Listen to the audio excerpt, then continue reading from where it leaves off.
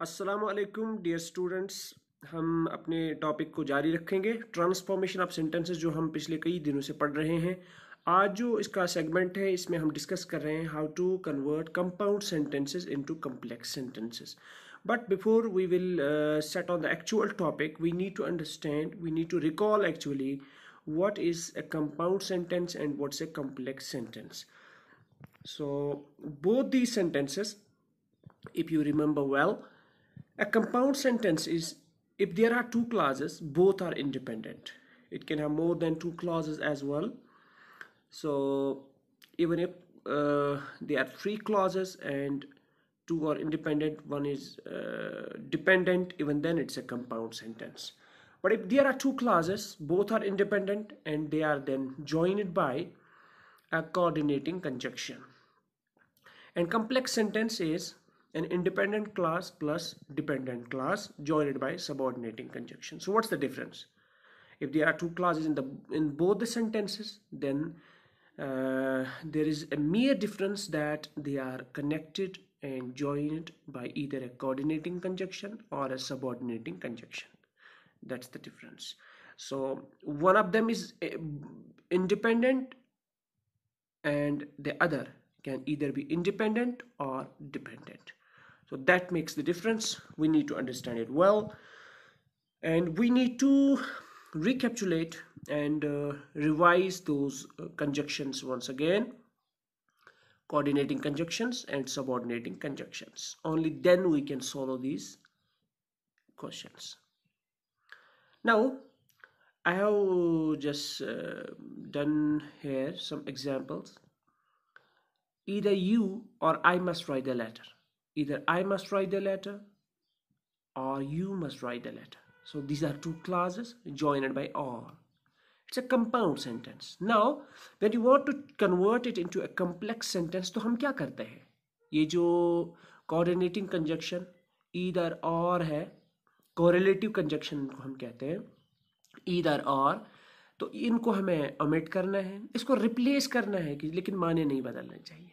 ये एक आप ना भूलें, माने नहीं बदलने चाहिए। If you do not write the letter, I must do. If जो हमने लगाया है, if, तो हमें हमारे पास ये ऑप्शन है कि हम पहले भी कंजक्शन लगा सकते हैं।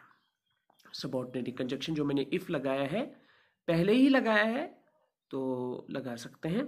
आप चाहें तो कॉमा भी, if you do not write the letter, comma, I must do so. Meaning में कोई फर्क नहीं पड़ा है। Search his bag and you will find the pen.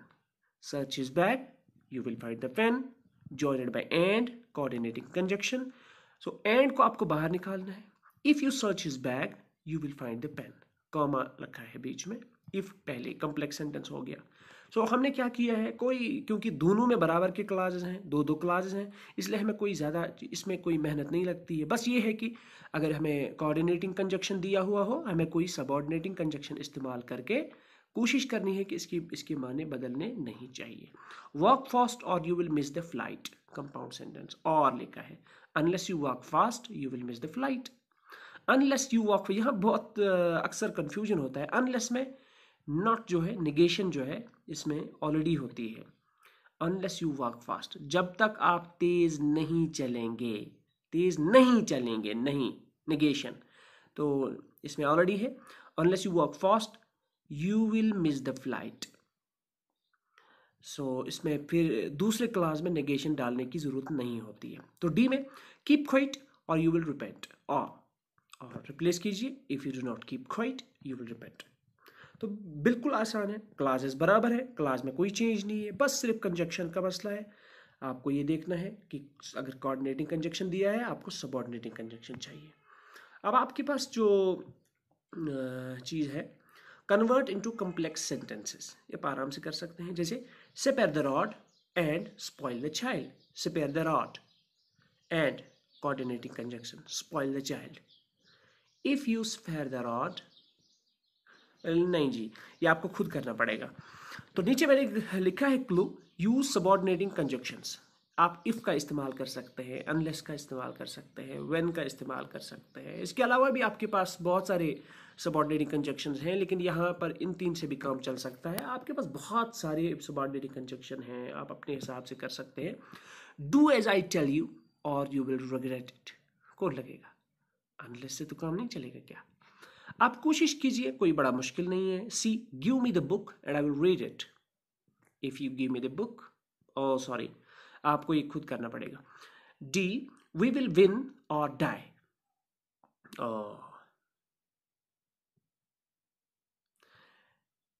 Listen and I will tell you all. If you listen, आप खुद देखिए। F, he saw the danger and paused. When he saw the danger, ठीक है, आप इसको कर सकते हैं आराम से, कोई बड़ी मुश्किल चीज़ नहीं है। तो लगभग हमने इसका मैक्सिमम पोर्शन जो, अब सिर्फ एक चीज़ बच गई है कि जो हमें कंपाउंड से कम्प्लेक्स हमने आज किया, तो नेक्स्ट सेशन में हम करेंगे from complex to compound sentences. तो इस तरह से हम ट्रांसफॉर्मेशन ऑफ सेंटेंसेस जो 11th क्लास के लिए पर्टिकुलरली बहुत ज़्यादा इंपॉर्टेंट है, I will again request the students to view and watch all the lectures regarding this transformation of sentences. That's not so difficult. 9th class में भी कुछ इसके कुछ चीज़ें सेगमेंट्स आती हैं, तो उनके लिए भी ज़रूरी है, हर एक क्लास के लिए ज़रूरी है, because unless and until you are not able to have this knowledge of these basic rules, you always struggle with little things. Although I am of the opinion that grammar is not such a thing that need to be remembered in detail, but at least we should have some basic ideas of these things, so you can do the rest of the things better. Thank you very much. This time I will be coming up with the last segment of this transformation of sentences, inshallah ta'ala, very soon. Thank you then. Thank you very much.